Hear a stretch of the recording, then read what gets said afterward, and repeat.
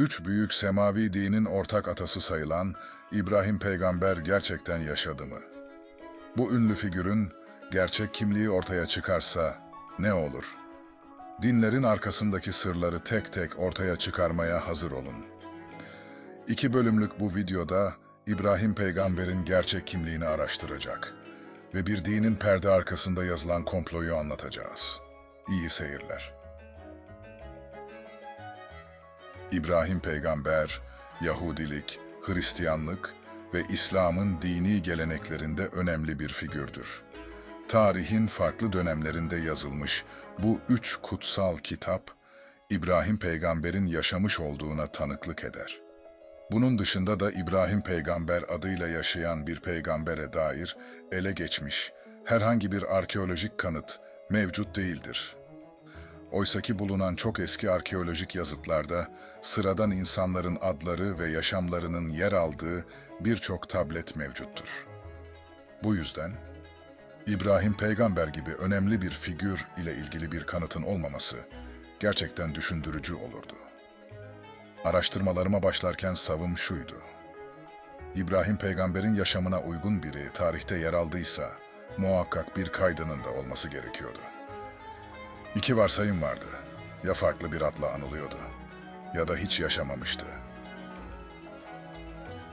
İbrahim'in uzun ve ayrıntılı yaşam hikayesi çoğu zaman akla yakın, açıklanabilir ve mantıklı görünmekteydi. Öncelikle İbrahim'in yaşam öyküsünü dikkatli bir şekilde 3 kutsal kitaptan alıntılayarak net bir şekilde ele aldım. Bundan sonra yapmam gereken bu yaşam hikayesine en uygun tarihsel kahramanın izlerini arkeolojinin içinde bir hafiye gibi araştırmaya başlamaktı. İbrahim peygamberle ilgili olarak kutsal kitaplarda yazan ortak noktalar şunlardı. 1.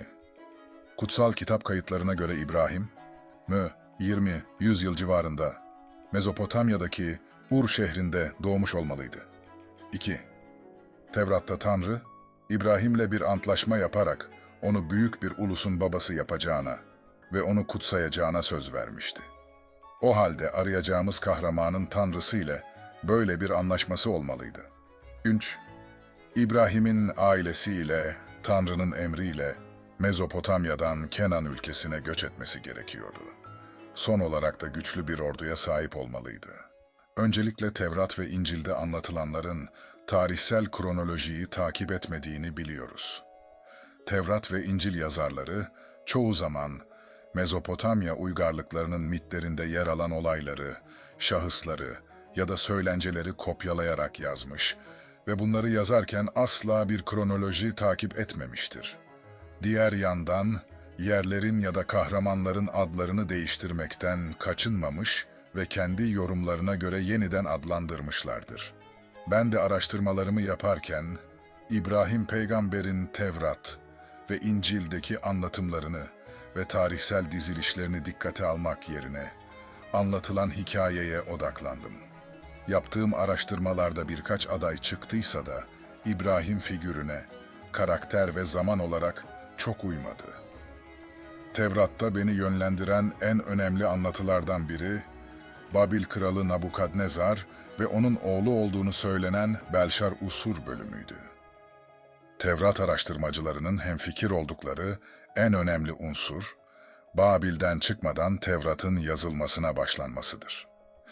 Tevrat'ın ilk yazılışı Babil'de başlamış ve Kudüs'e varana kadar da devam etmişti. Kudüs'e varıldığında Mısır'dan geri dönen Yahudalı bir grup, Mısır'da edindikleri öğretileri Tevrat üzerine yazmaya devam ettiler. İbrahim'i arayacağım yer artık belli olmuştu. Nabukadnezar zamanına, yani son Babil İmparatorluğuna bakmam gerekiyordu. İşte tam da bu noktada yollar beni Harran'a çıkardı. Çok geçmeden İbrahim'in izini yakalamıştım. Derinlere indikçe semavi dinlerin çıkışının ve bugün kurulmaya çalışılan yeni dünya düzeninin kaynakları önüme gelmeye başlamıştı. İnanılmazdı. Her şey aslında gözümüzün önündeydi. Ne var ki, kutsal kitap yazıcıları, mükemmel zekalarıyla birçok olayı, yer adlarını ve isimleri değiştirmiş ve geleceğin bizlerine müthiş bir komplo hazırlamayı başarmışlardı. Ben bunu tarihin en büyük komplosu olarak adlandırıyorum. Bu komplonun mimarı İbrahim peygamber değil ama oğlu Belşar Usur'dan başkası değildi. Araştırmaya, Sümerlerin kadim şehri Ur'da doğmuş ve Harran'da yaşamış bir kahramanı bulmamız gerekliliğiyle başladık. Bu da tahmin edildiği gibi hiç zor olmadı. Kahramanımız tam da gözlerimizin önünde keşfedilmeyi bekliyordu. Üstelik aradığımız birçok özelliği arasında ihtiyacımız olan manevi karaktere sahipti. Adı bile sanki yaşayacağı kadere uygun olarak seçilmişti. Nabium Naid, tanrıların elçisi anlamına geliyordu. Ben Nabium Naid'im. Kimsesi olmayan tek oğul. Aklımda krallık düşüncesi yoktu diyebilecek kadar mütevazi ve dindar bir adam. Onunla ilgili sırların şifresini çözmek için 3 adet dikili taş, 100 yılı aşkın süre, yıllarca Şanlıurfa ve İngiltere'deki müzelerde bekledi. İlki, annesine ait olan kırık bir steldi ve arkeolog Pognon tarafından 1906 yılında Harran'da bulunmuştu. Diğer ikisi ise Harran kazılarını yöneten İngiliz arkeolog Rice tarafından 1986 yılında Harran Ulu Cami'nin girişinde bulundu. Bunların dışında Sipar ve Ur'da bulunan 4 adet Nabium Naid silindiri tüm hikayeyi tamamlar niteliktedir. Gelin şimdi, İbrahim peygamberin inanılmaz yaşam öyküsünü ve ardındaki sırları tek tek ele alalım. Nabium Naid, milattan önce 615 yıllarında Ur şehrinde dünyaya geldi. Annesi Adda Guppi, Asur kralı, Büyük Asurbanipal'in tek kızı ve Babil'in son prensesiydi. Babası ise Kral Eserhaddon'un oğlu Nabu Balatsu İgbi'ydi. Bu iki figür, kraliyet soylarına mensup olmalarının dışında çok önemli özelliklere sahiptiler. Anne Adda Guppi, Ur şehrindeki ay tanrısı Sin adına yapılan Ur tapınağının baş rahibesiydi. Aynı zamanda kraliyet içinde etkili ve sözü geçen bir konumdaydı. Babası ise Ur şehrinin valisiydi. Sin Balatsu İgbi bir arkeolog kadar eski eserlere meraklı ve aynı zamanda usta bir heykeltıraştı. Kendisine Bilge Prens, Kusursuz Prens ve Kahraman Vali lakapları takılmıştı. Asurbanipal'e bulduğu eski eserleri gönderiyor ve Asurbanipal gibi arkeolojik kazılarla uğraşıyordu. Asurbanipal'in ölümüyle ülkede kargaşa başlayınca ailece Harran'a göç eder. Harran kargaşa ve fetihler sonunda harabe halindedir. Özellikle Sin tapınağı tam bir virane haline gelmiştir. Adda Guppi, steldeki yazıtında her gün usanmadan evden tapınağa yürüdüğünü ve tapınağın yeniden yapılanması için dua ettiğini anlatır. Milattan önce 2000'li yıllarda yapıldığı söylenen tapınağın yeri günümüzde henüz bulunmamıştır. Ana akım klasik arkeologlar, her zamanki at görüşü gözlükleriyle bakarak tapınağın, ulu cami ya da kale içinde olduğuna inanmaktadırlar. Ben bu konuda tamamen farklı düşünüyorum. Benim yaptığım araştırmalara göre Sin tapınağı, Sit alanındaki höyüğün altında bulunmayı bekliyor. Bu tapınağın milattan önce 2000'li yıllarda yapıldığı söylenmekte ise de Sümer kayıtlarında. Bu tapınağın tufandan sonra yapılan ilk tapınak olduğu ve şu anda Ur'da bulunan tapınağın, Harran tapınağının bir eşi olarak yazılmaktadır. Harran'a geldiklerinde Adda Guppi, Sin mabedinin virane haline çok üzülüyordu. Mabede başrahibe olarak görev yapmaya başladıktan sonra üzüntüsü devam etti. Adda Guppi mabette derin düşüncelere dalıp Sin'e ibadet ederken oğlu Nabium Naid, annesinin yanında rahiplik yapmaya başlamıştı. Annesinden kehanet sanatını öğrenirken babasından da yönetim ve arkeoloji ilimlerini öğreniyordu. Dedesi Asurbanipal'in annesine öğrettiği eski yazıları yazıp okuyabilme, şifreli tabletlerin şifrelerini çözebilme ve onları anlamlandırmayı öğrenmişti. Kehanet sanatında çok ilerlemiş ve ünü ülke çapında yayılmaya başlamıştı. Meleklerin sözlerini duyuyor, gelecekte olacakları rüyasında görebiliyordu. Hayvan ciğerlerinden fal açmayı biliyor ve açtığı fallar doğru çıkınca insanları şaşırtıyordu. İnşaat ve gizli ilimler hakkında da babası ona çok şey öğretiyordu. Binaların ve heykellerin nasıl yapılacağını biliyordu. Devlet idaresi ile ilgileri öğrenmişti. Bir şehrin sorunları nasıl çözülür ve şehrin idaresinde adaletli kararlar nasıl alınır biliyordu. Kısa zamanda şehrin idaresini yapan babasının baş yardımcısı olmayı başarmıştı. Genç adam ailesinden ve Ur mabedindeki rahiplerden aldığı eğitimler sonucunda Tanrı Sine gönülden bağlı dindar bir adam olmuştu. Mabet kitaplığında okuduğu Sin'in buyruklarını çok iyi öğrenmişti. Onun ihtişamı önünde her gün huşuyla secde ediyor ve dualar okuyordu. Annesi bu durumdan çok memnundu. Artık ölene kadar oğlunun kral olması ve mabedin yeniden yapılanması için yaşayacaktı. Adına dikilen taşta tarihe geçecek şunları söyleyecekti. Ben Adda Guppi. Büyük Asur ülkesinin yüce kralı Asurbanipal'in kızı ve ülkenin tek prensesi. Şimdi söz veriyorum ki bundan sonra 2 amaç için yaşayacağım. Ve hayatımın amacı sadece bu 2 şey olacak. Asur ülkesinin prensesi olarak oğlum Nabi Umnaid kral olmayı hak ediyor. Ve işte o günler geldiğinde, işte o vakit oğlum dedesi gibi bu ülkeye yeniden kral olursa ve işte o vakit oğlum krallık tacını giyerse göklerin tek Rabbine söz veriyorum ki Sin'in mabedi eski günlerindeki gibi haşmetli şekliyle yeniden yapılacak. Ve tüm Şinar diyarı Sin'in yüceliğini yeniden hatırlayacak. Yıldızlara ve aya ant olsun ki yaşamımın bundan sonraki kısmını sadece bu dileklerime adayacağım. Nabi Umnaid'in kahinlik, rahiplik ve devlet idaresindeki ünü Nabukadnezar'ın dikkatini çekmeyi başarmıştı.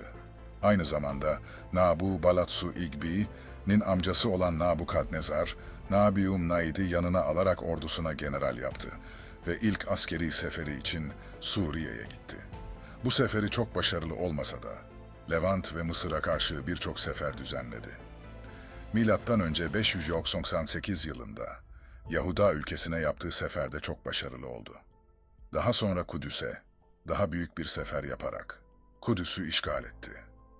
Yahuda krallığın tüm üyelerini derin işkencelerle öldürerek yok etti. Kudüs'te acımasız bir katliam gerçekleştirdi. Kudüs'ün bazı aydınları Mısır'a kaçmayı başardı ve Karnak mabedine sığındı. Sağ kalan 50.000 kişilik Kudüslü tutsak alınarak Babil'e getirildi. Tutsaklar daha çok Kürtlerin yaşadığı farklı bölgelere yerleştirilirken seçilmiş bir grup Babil sarayına yakın yerlere getirildi. Nabi Umnaid bu seferlerde Kral Nabukadnezar'ın insanlara karşı acımasız ve kötü davrandığına tanık oldu. Dinleri kıyaslamaya ve dinler hakkında fikirler üretmeye başlamıştı. Nabukadnezar her gittiği yerden haraç istiyor ve zorla alıyordu. Haracını vermeyen toplumlara ağır işkenceler yapıyor ya da acımasızca öldürüyordu. Nabukadnezar bütün bunları Marduk için yaptığını söylüyor ve her gittiği yerde Marduk adına dualar okuyor, tütsüler yakıyor, yağlar döküyor, kurbanlar kesiyordu. Bütün bu zorbalıklar Nabi Yumnaid'i çok üzüyordu. Marduk'un neden bu kadar acımasız olduğunu düşünmeye başlamıştı.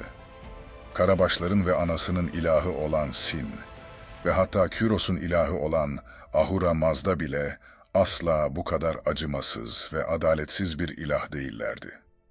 Ve bu ilahlar getirdikleri kanunlarla ve ettikleri sözlerle insanların ahlaklı ve erdemli olmasını istiyordu. Nabiyum'a göre onların adaleti her insan ve her kavim için aynı derecede eşitti. Ahura Mazda ve Sin de kavimlerinin tek ilahıydı. Bunların üzerinde başka ilah yoktu ve onların buyruklarıyla yaşayan milletler açgözlü değildi. Kendileri için değerli taşlardan ziyade adaleti istiyorlardı. Her seferinde yüreğindeki sıkıntılar da arttıkça artıyordu. Nabukadnezar'ın zalimliğine, adaletsizliğine ve günahlarına ortak oldukça içinin korkusu aklını ele geçirdi. Göklerin adaleti asla böyle olmamalıydı. İlahların buyrukları kötülük ve zulüm ile savaşmayı emrediyordu. Kötülük ve zulüm karanlık ruhların silahıydı. Nabi Naid, anasının dediklerini anlamaya daha yeni başlamıştı. Anasının ilahı Sin, bu kötü ruhlara secde edip ibadet eden insanlar yüzünden ülkesini terk etmiş ve halkından yüz çevirmişti. Bir gün anasına dedi ki, Sevgili anam, gördüm ki senin önünde secde ettiğin Tanrın Sin, tek ve en yüce olandır. Ve onun adaleti insanlar için bir ve eşittir. Ve o, erdem ile ahlakı, insanlar iyi olsun diye öğretti. Ama kavimler ona küfretmekten başka bir şey yapmıyorlar. Senin ibadet ettiğin Allah'ı çoktan unuttular. Şimdi Babil ülkesinde ve kralın zapt ettiği ülkelerde olan budur. Senin için Rabbime ve onun elçisi Sin'e iyi dualar okuyorum. Her gün mabette, onun cübbesi üzerinde ona secde ediyorum. Günlerce oruç tutup benimle konuşması için yalvarıyorum. Sana krallık vermesi için adaklar adıyorum. Şimdi beni iyi dinle. Senin günlerin yaklaşıyor. Çünkü Sin bana göründü ve dedi ki, sen üzülme oğlun, Rabbin gözünde kutlu insandır. Yakında oğluna krallık verilecektir. Oğul, yakında dualarım gerçekleşecek ve sen ülkede Sin'in krallığını kuracaksın. Rabbin gözünde iyi olanı yapacak. Onun buyruklarını yerine getireceksin. İşte o zaman Sin yeniden yanımıza döneceğine dair bana söz verdi. Ve bu kutsal savaşın için göklerden her türlü yardım sana yapılacak.